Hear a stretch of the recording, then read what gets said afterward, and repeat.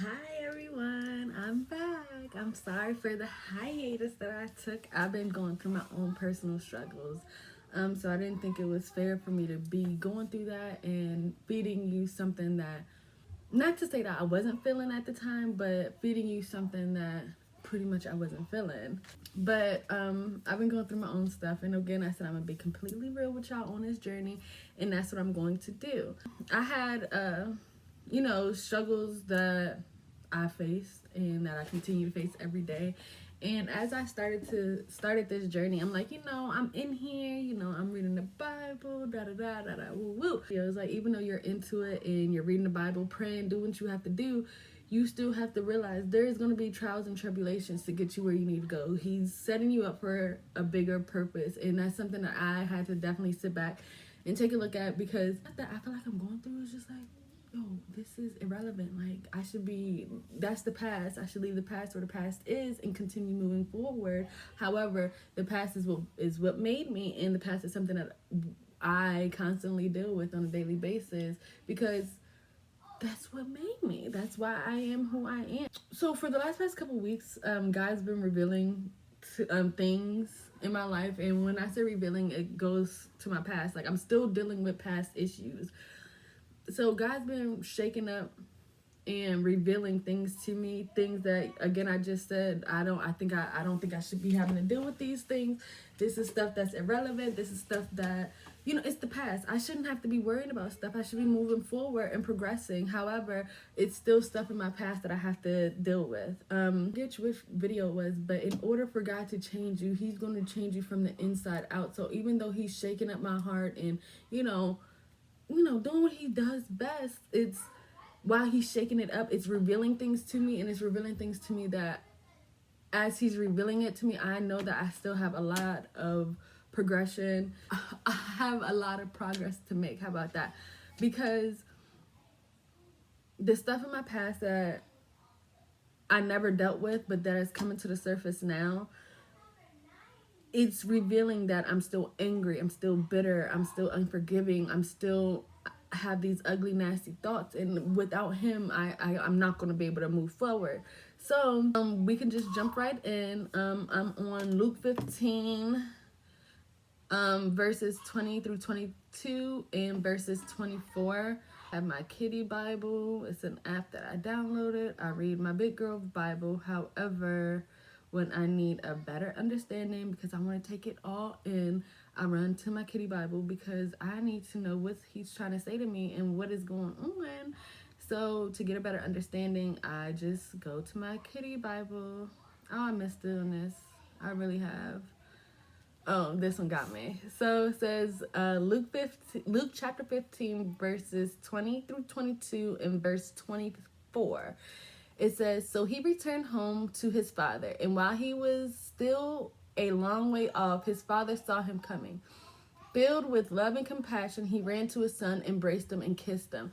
So these past 2 weeks that I took the hiatus, I felt that I was, no, I don't want to say reverting, but I felt like I was becoming distant with God, because I felt like it was just a lot going on. Why am I going through this? Like, it's my past. So I just, and to know that He's always there. He's there. Just keep on coming to Him, keep on reading, keep on praying. He's there. We just got to embrace Him. And because He's always there to embrace us. He's there to kiss us. He's there to wipe our tears. He's there for us.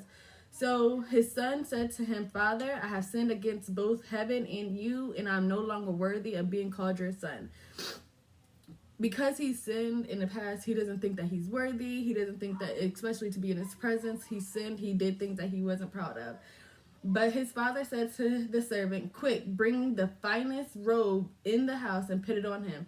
Get a ring for his finger and sandals for his feet." So even though Luke was, I'm not deserving of it. Like, I lied, I sinned. Whatever his sin was, I don't want to put the sin that I don't want to say what he did, because I'm not even sure. But, and he's telling him, get the finest robe, the most beautiful robe, still put it on him. And then he goes, verse 24, "For a son of mine was dead and has now returned to life. He was lost, but now he's found." So the party began. So God gave him he gave him a robe, even though he felt that he wasn't worthy. He gave him the most finest robe that they've had. And even though he felt that he wasn't worthy, God was still there with open arms. And that goes to say, and again, this is on my life, what I'm going through is, even though God's shaking us up and revealing things to me of who I am and who he needs me to be, I've noticed I'm still angry. I'm still bitter. I still have an unforgiving heart. I'm still angry. I'm still hurting, and because I'm still hurting, I know that I need him. And as I felt myself growing distant, all I could continue to pray is, please don't take your hand off of me. Don't give me all this information that you just given me for me to walk away and go on about my business, because that's not who I want to be. Because the information that is being shaken and revealed and everything, it's information that'll mess anybody up. So I just had to really stay into the Bible, continue praying like, God, please don't leave me, because if you leave me, if I feel like I'm losing touch, I'm going to snap. I'm going to lose it, and I'm not going to finish this race. That's huge for me, because and that goes for anybody, as God's shaking, revealing, showing you who you really are, you have to be willing to accept not who you are, but you have to be able to accept what he is showing you. You're going to turn to what's always been making you feel okay, but is not getting you nowhere, or you're going to turn to him. I always get to this part and then I stop, because I feel like we're growing distant. He's revealing information that is just too much for me and I can't take it. And that's not who I want to be anymore. Like, I want to be able to receive information and be like, dang, dang, but I'm just go home and pray about it, or I'm going to pray it and wait in the car. So as we continue this journey with God, and again, I'm going to be as honest as I can with my journey. I will try not to never do a hiatus. Again, that was not fair to anybody, and it definitely wasn't fair to God, because it's not about me at the end of the day. It's about what he's asked me to do, and I'm going to continue to do that. So he's revealing stuff to me, and it's making me it causes me to have ugly thoughts, resentment, grudges, a bitter heart. Like, I'm continuously praying. I'm continuously asking him to keep his hand on my life and, guide me through, because I know I can't do this without him. So with all that being said, he's still there for me with open arms, and he's there to listen. And again,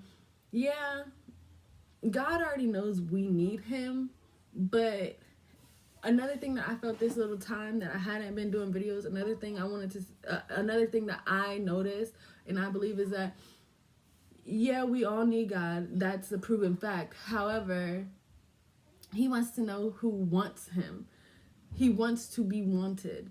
He knows that we need him, but he wants to be wanted. Who is coming to him when everything's great? Who's coming to him when you don't have any problems? And who's coming to him when you have all the problems and you just don't know where to go? Instead of turning to whatever makes you feel better, turn to him. Now, let's get something straight. I always note this in all of my videos.